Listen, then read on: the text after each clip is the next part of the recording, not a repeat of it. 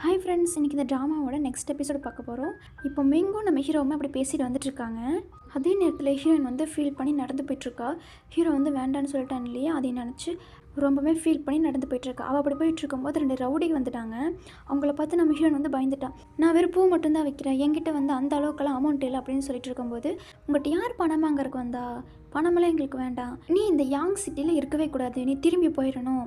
சரி நான் திரும்பி போக மாட்டேன், நான் கேட்குற கேள்விக்கு மட்டும் பதில் சொல்லுங்கன்னு சொல்லும்போது, எது நீ கேட்குற கேள்விக்கு நாங்கள் வந்து ஆன்சர் பண்ணணுமா? அதெல்லாம் பண்ண முடியாதுன்னு இந்த ரவுடிகள் வந்து மிரட்டிட்டு இருக்காங்க. நம்ம ஹீரோன் இதை பார்த்து ரொம்பவே பயந்துட்டா. நம்ம ஹீரோன் வந்து சவுண்டு போடுறது வந்து ஹீரோ கேட்குது. ஹீரோ வந்து பக்கத்தில் தான் இருப்பான் போல். இப்போ அந்த இடத்துக்கு ஹீரோ வந்துட்டா. ஹீரோவுமே மெங்குமே வந்துட்டாங்க நம்ம ஹீரோயினை காப்பாற்றுறதுக்கு. இப்போ இந்த ரவுடி கிட்ட கேட்டுட்ருக்கேன், ஆமாம் உங்களை யார் இங்கே அனுப்பிச்சது?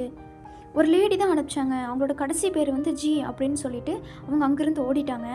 இப்போ அப்படியே மென் வந்து நம்ம ஹீரோயின் கை கொடுத்து அப்படியே எழுப்பி விட்றான். நம்ம ஹீரோ வந்து கொடுக்க போகலாங்கும் போது மெங்கை வந்து ஹெல்ப் பண்ணிட்டான். இப்போ ஹீரோயின் வந்து மெங்குக்கு வந்து தேங்க்ஸு சொல்கிறான். நீ எனக்கு சொல்லாத, நீ வந்து ஹீரோவுக்கு சொல்ல அப்படின்னு சொல்லி மெங் சொல்கிறான். ஏன்னா ஹீரோ தான் வந்து உனக்கு ஹெல்ப் பண்ணியிருக்காங்கன்னு சொல்லிட்டு இருக்காங்க. நம்ம ஹீரோனும் ரொம்ப ரொம்ப தேங்க்ஸ் அப்படின்னு சொல்லிட்டு அழுதுகிட்டே சொல்லிட்டு இருக்கா. வா கிளினிக் போகலான்னு சொல்லி மெங் கூப்பிடும்போது, இல்லை நான் நல்லா இருக்கேன், பிஸியாக தான் நான் ஆள் அனுப்பிச்சி வச்சுருக்கேன் நடிக்கிறதுக்கு, நான் அவங்ககிட்ட கேட்கணும்னு சொல்லும்போது, நான் அதை கேட்டுக்கிறேன், நான் இந்த யான் சிட்டி விட்டே நான் வெளியே போகிறேன்னு நம்ம ஹீரோன் வந்து சொல்லிட்டுருக்கா.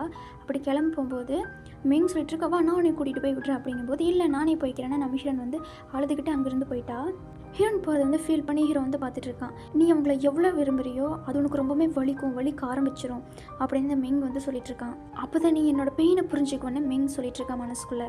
இப்போ இந்த யுங் வந்து ஹீரோ இருக்கிற இடத்துக்கே வந்துட்டா. இப்போ ஹீரோ வந்து கேட்குறான், அவன் ஜியாவை என்ன பண்ண, சரி இந்த 2 பேர் யார் அப்படின்னு சொல்லி கேட்கும்போது, அதுக்கு அந்த யுங் வந்து எதுவுமே பேசாமல் அமைதியாக இருக்கா. இங்கே பாரு யுங், நீ என்ன பண்ண, நான் திரும்பவுமே கேட்க விரும்பலை அப்படின்னு சொல்லும்போது, ஆமாம் நான் தான் ஆளை வச்சு அவளை வெளியே போக சொன்னேன், அவள் இங்கே இருக்கிறது எனக்கு பிடிக்கல, எப்போ பார்த்தாலுமே உன் கூட தான் இருக்கா, அது எனக்கு சுத்தமாகவே பிடிக்கல.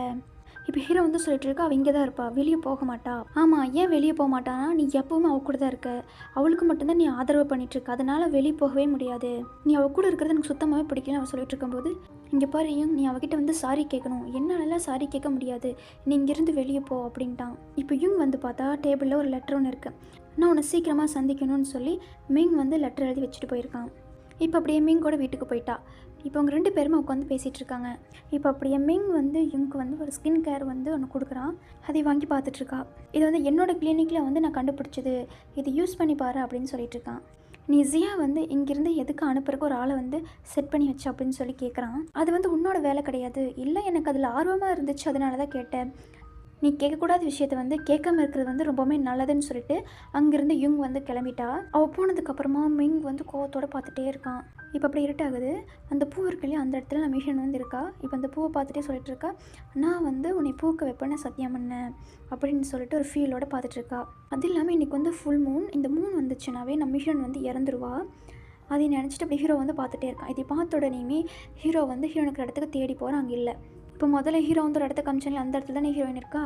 இப்போ நம்ம ஹீரோயின் வந்து அந்த மூனை பார்த்துட்டே இருக்கும்போது அவளுக்கு உடம்பு சரியாக போய் வாயிலேருந்து அப்படியே பிளட் வருது. அந்த இடத்துக்கு ஹீரோ வந்துட்டான். அப்படி ஹீரோ மேலே அப்படியே மயங்கி விழுந்துட்டா. இப்போ அப்படியே வந்து ஹீரோ வந்து யோசனை பண்ணிகிட்டு இருக்கான். முதல்ல ஹீரோன் வந்து சொல்லியிருப்பா இல்லையா, உனக்கு தான் எனக்கு பிடிக்கலையில, அதனால் நான் வந்து உன்னோட வழியிலேருந்து விலகிக்கிறேன் அப்படின்னு சொல்லும்போது ஹீரோன் அப்படியே கிஸ் பண்ணியிருப்பான். அப்படி பண்ணும்போது அந்த ஃப்ளவர் வந்து இன்னுமே அழகாக விரியுது.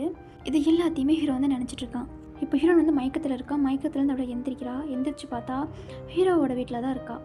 இப்போ ஹீரோவை பார்த்த உடனேயுமே கேட்குறா, நீ எதுக்கு என்னை காப்பாற்றின, உனக்கு தான் என்ன பிடிக்காது, இருந்தாலுமே நீ தான் என்னை காப்பாற்றிருக்க அப்படின்னு சொல்லிட்டு அங்கேருந்து நம்ம ஹீரோன் போகும்போது ஹீரோ வந்து அப்படியே ஃபீல் பண்ணி பார்த்துட்ருக்கான்.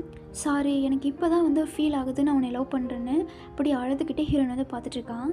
இப்போ அப்படி ஹீரோவுமே ஹீரோட மாஸ்டருமே பேசிகிட்டு இருக்காங்க. இப்போ மாஸ்டர் வந்து சொல்லிட்டுருக்காரு. இப்போ அந்த மாஸ்டர் சொல்கிறாரு, நீங்கள் 2 பேருமே ஒருத்தருக்கு ஒருத்தர் லவ் பண்ணும்போது அந்த பூ வந்து அழகாக விரியுது, ஆனால் அது உங்கள் 2 பேத்துக்கான மரணம் கூட கிட்ட வந்துட்டுருக்கு அப்படின்னு சொல்கிறாங்க. அதுக்கு ஹீரோ வந்து சொல்லிட்டுருக்கா, முதல்லையும் கூட என்னோட சாபம் வந்து ரொம்பவே கஷ்டமாக இருந்துச்சு, ஆனால் இப்போ அதை நினச்சி நான் வந்து கவலைப்படுறேன், என்னை ஹீரோனை விட்டு பிரிஞ்சிடணும் இல்லையா, அதை நினச்சி தான் கவலைப்பட்டிருக்கான். இப்போ அது மட்டும் கிடையாது, எனக்கு என்னென்னே தெரில, என்னோடய பவர் எல்லாமே எனக்கு மறந்து போகிற மாதிரி இருக்குது, என்னை விட்டு போகிற மாதிரி இருக்குது. அதுக்கு மாஸ்டர் சொல்கிறாரு, ஏன்னா ஒரு சாதாரண மனுஷன் மாதிரி வந்துட்டுருக்க, அந்த சூரிய ஒளியும் கூட உன்னை எதுவுமே பண்ணாது அப்படின்னு மாஸ்டர் சொல்லியிருப்பாங்க. இது எல்லாத்தையுமே நினச்சி பார்த்துட்டு ஹீரோ வந்து அழுதுட்டுருக்கான்.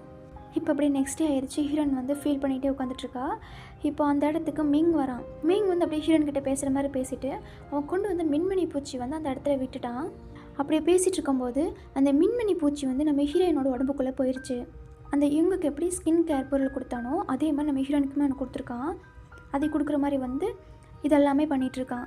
இப்போ அப்படியே ஹீரோவும் ஹீரோட தம்பியுமே காமிக்கிறாங்க. தம்பி வந்து சொல்லிட்டுருக்கான், எங்கே அந்த லேடியை காணும் அப்படின்னு சொல்லி கேட்கும்போது, அவள் இங்கேருந்து போயிட்டா, எது போயிட்டாள் என்னால் நம்பவே முடியலையே, ஏன் அவனுக்கு பசிக்குதுன்னு சொல்லி கேட்கும்போது, ஆமாம் எனக்கு பசிக்குது, ஆனால் ஹீரோயின் தானே சமைச்சு தருவா, இந்த தான் இங்கே இல்லையே போயிட்டாள் அப்படின்னு சொல்லிட்டுருக்கான்.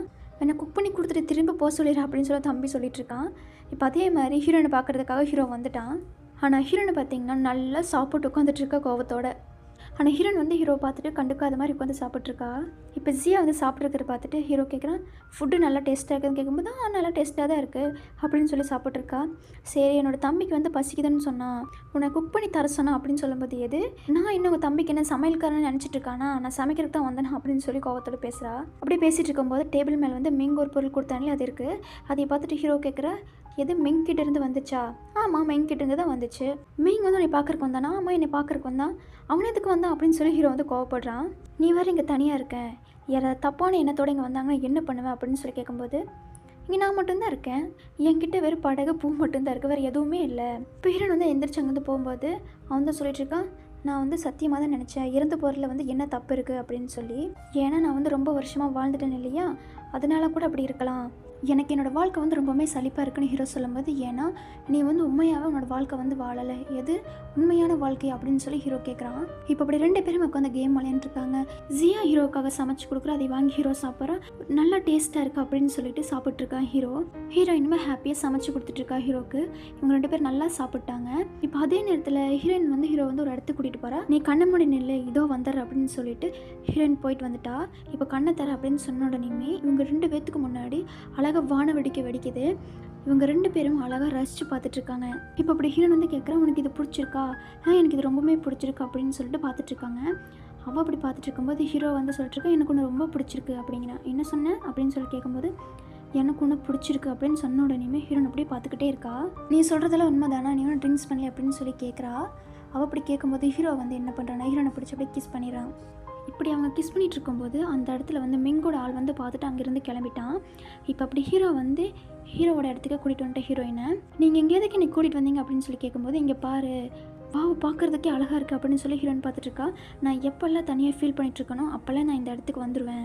இப்போ திரும்பவுமே 2 பேர் கிஸ் பண்ணிகிட்ருக்காங்க. இப்போ அதே நேரத்தில் மிங் கிட்ட போய் அவன் ஆள் வந்து சொல்லிட்டுருக்கான், அவங்க 2 பேருமே ஒன்று சேர்ந்துட்டாங்க, 2 பேருமே லவ் பண்ணிகிட்ருக்காங்க அப்படின்னு போய் சொல்லிட்டான். இப்போ அப்படி மிங் வந்து நினச்சி பார்த்துட்ருக்கான், அவனோட லவ்வர் கூட இருக்கும்போது இருந்த அழகான நாட்கள் எல்லாத்தையுமே நினச்சி பார்த்துட்டு அப்படியே ஃபீல் பண்ணிகிட்ருக்கான். இப்போ அப்படி நெக்ஸ்ட் டே ஆகிடுச்சு. அவங்க 2 பேருமே கொஞ்சிட்டு இருக்கும்போது அந்த இடத்துக்கு ஹீரோட தம்பி வந்துட்டான். அப்படியே ஹீரோயினோட லக்கேஜ் எல்லாத்தையும் பார்த்துட்டு கேட்டிருக்காம, இது என்னது, இது வந்து என்னோட லக்கேஜ், நான் இனிமேல் இங்கே தான் இருப்பேன் அப்படின்னு சொல்லிட்டு இருக்கா. உனக்கு யார் பர்மிஷன் கொடுத்தது என்னோட பேர் சொல்கிறதுக்கு அப்படின்னு சொல்லி கேட்டுட்ருக்கான். அவன் பார்த்து அப்படியே சிரிச்சிட்ருக்கா. அதே நேரத்தில் ஹீரோட தங்கச்சியை காமிக்கிறாங்க. மிங் வந்து ஸ்கின் கேர் ப்ராடக்ட் ஒன்று கொடுத்தாங்க இல்லையா, அதை போட்டு அவளோட ஃபேஸில் வந்து அப்படியே டாட்டாக வர ஆரம்பிச்சிருச்சு. அதை பார்த்த உடனேயுமே அவளுக்கு அப்படியே கஷ்டமாக இருக்குது, அப்படி கோவப்படுறா. இப்போ அப்படியே ஹீரோவும் ஹீரோயினுமே காமிக்கிறாங்க, அப்படியே பேசிட்டு அப்படியே ரொமான்ஸ் பண்ணிகிட்ருக்காங்க.